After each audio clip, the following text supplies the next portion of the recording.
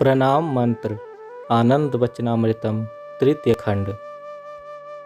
कल मैंने गुरु पूजा का अर्थ निर्णय किया था।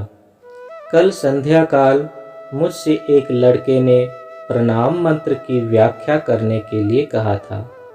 मैंने तत्काल उसकी प्रार्थना पूरी कर दी थी, किंतु तुम सभी लोगों के शिक्षणार्थ मैं उस विषय का पुनः प्रतिपादन कर रहा हूँ। प्रणाम मंत्र है, तव द्रव्यं जगत गुरो तुभ्यमेव समर्पये। तव का तात्पर्य होता है तुम्हारा। द्रव्य का अर्थ होता है वह जिसकी एक निर्दिष्ट आकृति हो। तव द्रव्यं जगत गुरो तुभ्यमेव समर्पये। तुम्हारी वस्तु तुम्हारे चरणों में समर्पित कर रहा हूँ। तव द्रव्यम क्यों? मान लो एक अध्यात्म साधक के पास एक लाल फूल है और वह उसे निवेदित कर रहा है। वह क्यों यह कहेगा तव द्रव्यम? द्रव्य तो साधक निवेदित कर रहा है, उसे वह तब क्यों कहेगा, तुम्हारा क्यों कहेगा? यह परम पुरुष का ही है, क्योंकि हमारे इस विश्व में मनुष्य कोई मौलिक वस्तु बना नहीं सकता। मनुष्यों के पास वह कौशल नहीं है जिससे वे कोई मौलिक वस्तु बना सकें। वे मात्र भौतिक मिश्रण और रासायनिक यौगिक बना सकते हैं, किंतु मूल तत्व नहीं। मनुष्य मूल तत्व क्यों नहीं बना सकते? क्योंकि जब मनुष्य कोई वस्तु बनाना चाहता है तो वह अपने चित्तानुओं की सहायता लेता है। मनुष्य के चित्तानु भूमा सत्ता के अंतर्गत ही रहते हैं, कार्य करते हैं अथवा प्रवहमान होते हैं, कभी भी उसके बाहर नहीं। अतः वे जिस किसी भी वस्तु का निर्माण करते हैं वह उनके ही अनुमन के क्षेत्र के अंतर्गत होता है और कभी भी उसके बाहर नहीं। जब तुम अपने मन में एक घोड़ा अपने चित्तानुओं की सहायता से बनाते हो तो वह तुम्हारे मन में ही रह जाता है। कोई दूसरा उसे नहीं देख सकेगा, मात्र तुम ही उसे देख सकोगे। किंतु परम पुरुष के लिए सब कुछ उनके अभ्यंतर ही है, कुछ भी बाहर नहीं। वे इस विश्व ब्रह्मांड के नियंत्रक हैं। जब वे कुछ बनाते हैं तब वह उनकी विशाल भूमा सत्ता के अंदर ही रहता है, किंतु वह अनुमन के अंदर और बाहर दोनों ही रह सकता है। अतः तुम जो भी बाहर से उपलब्ध करते हो वह भी उनकी ही सृष्टि है। किंतु तुम यह कह सकते हो कि मैंने अपने मन में जो घोड़ा बनाया वह मैंने अपने ही मन में बनाया है, किंतु स्मरण रखो तुम्हारी अनुसत्ता परम पुरुष की ही सृष्टि है। अतः जो वस्तु तुम अपने चित्त धातु से बनाते हो वह भी उन्हीं की सृष्टि हुई।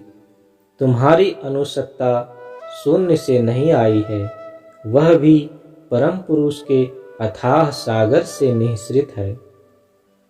भूमा के विशाल सागर का एक छोटा द्वीप है तुम्हारा अनु। अतः जो तुम सोचते हो वह भी परम पुरुष का एक अंग है। अतः जो कुछ भी तुम समर्पित करने जा रहे हो या समर्पित करते हो, भौतिक या मानसिक, वह सब तुम्हारा नहीं है। तुम उसके निर्माता नहीं कहे जाते और वास्तव में तुम मालिक भी नहीं हो। तुम कहते हो यह घर मेरा है, किंतु एक दिन आएगा जब घर जैसा है वैसा ही रहेगा, पर तुम यहाँ नहीं रहोगे जो यह कह सके यह मेरा घर है। इसीलिए यहाँ कहा जाता है तव द्रव्यम। तव द्रव्यम जगत गुरु।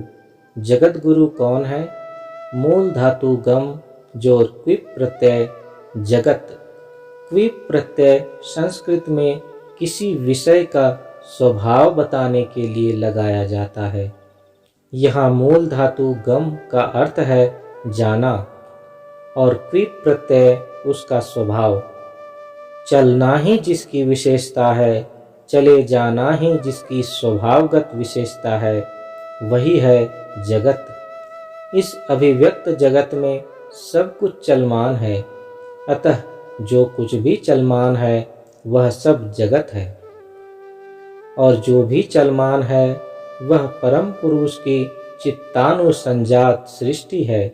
और यह सृष्ट जीव, चलमान तत्व, चलमान दृश्य उनके द्वारा प्रेरित हैं।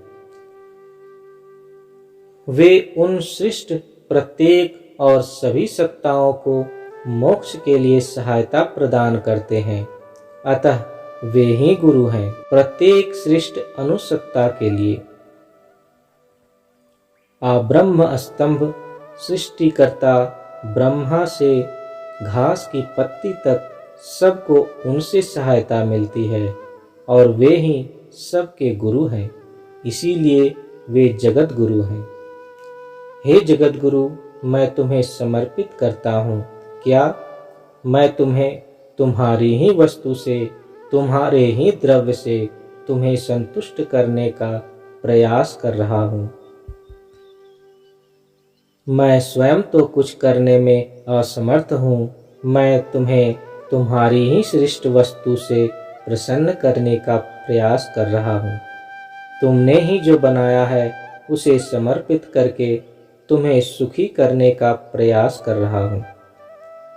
ज्ञानी जन कहते हैं, जब सभी कुछ उनकी ही सृष्टि है तो कोई उन्हें कुछ भी दे नहीं सकता है, क्योंकि सब कुछ उन्हीं का तो है, अतः उन्हें क्या देना।